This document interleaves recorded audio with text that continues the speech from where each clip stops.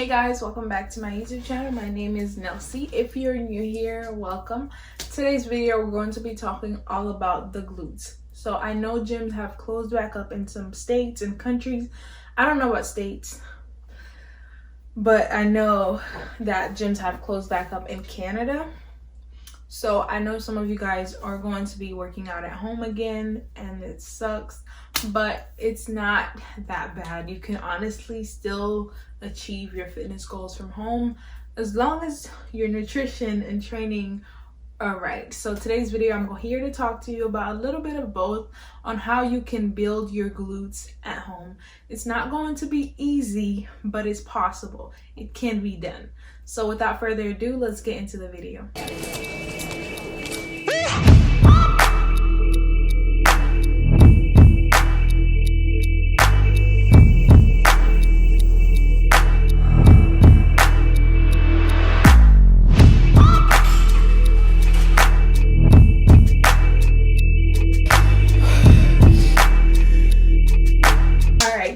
So you want to grow your glutes at home. So the first thing we're going to start off before we get into nutrition is how to program your workouts. So you can watch a couple videos on YouTube here and there to help you get a glute pump or whatever, but you always need a program. Like, you need to program your workouts. You can purchase a program from me, but right now I don't have any glute programs, so I will teach you how to kind of program your workouts from home, so you don't have to go and spend extra money on a program. But when I do get a program, you can spend that money.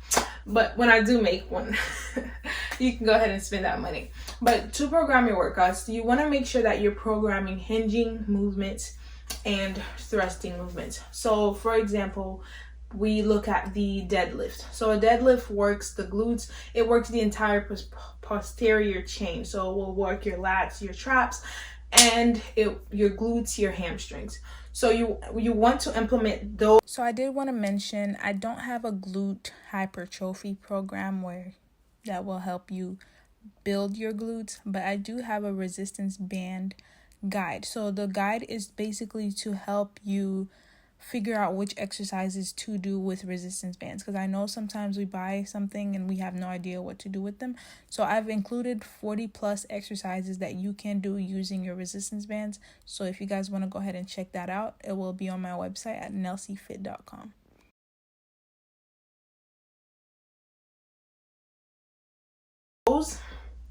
And like a hip thrust will work your glutes and your hamstrings mainly. So apart from those, you also want to have your accessory work. So I would say glute kickbacks, fire hydrant, the rainbow, like all of these glute exercises. So at home, you're limited to equipment. So you don't have that many equipment that you can use. But one thing that I will tell you now that will maximize your glute gains is investing into resistance bands.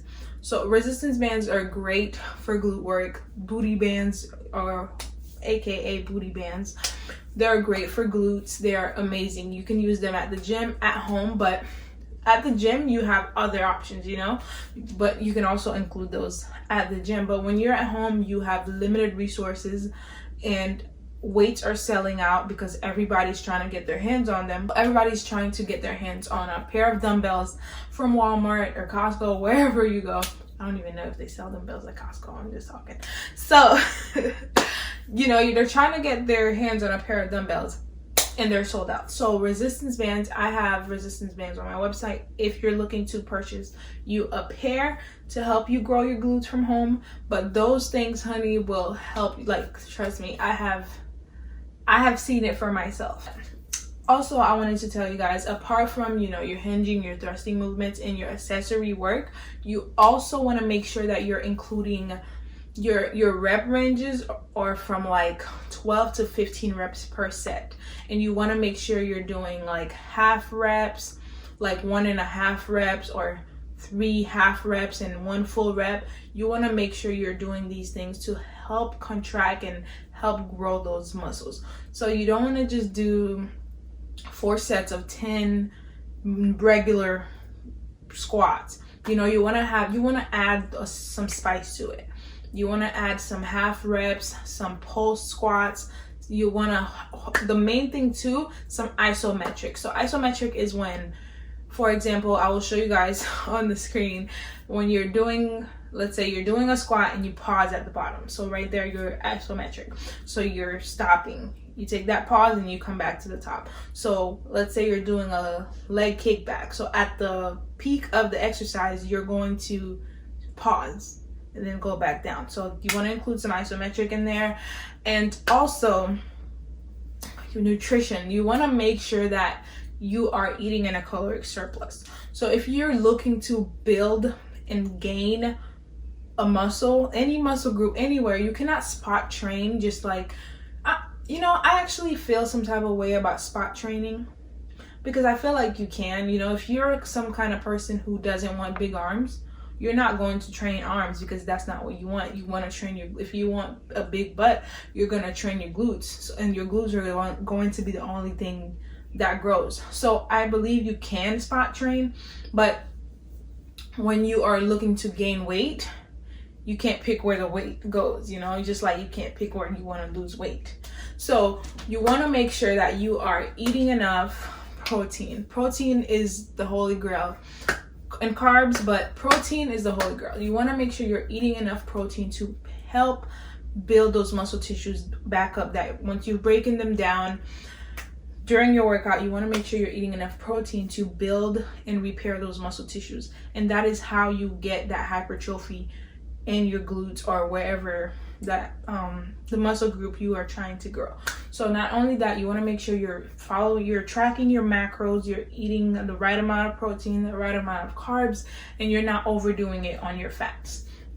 So that is basically all I have for you guys. It's so simple, you guys. It's literally really simple to build muscle. It's so simple. I know there's so many things out here that makes it so complicated, but it's really not. Just lift freaking weights and eat. But you're at home, you don't have weights, I would definitely invest into those resistance bands that will add different weights to it, because they are resistance bands.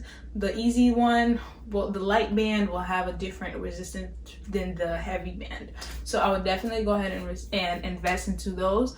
And if you can put a whole bunch of stuff, heavy stuff, into a book bag, put it on your hips and thrust. You can use it to deadlift, you can use it for whatever. Put the book bag on your back and squat.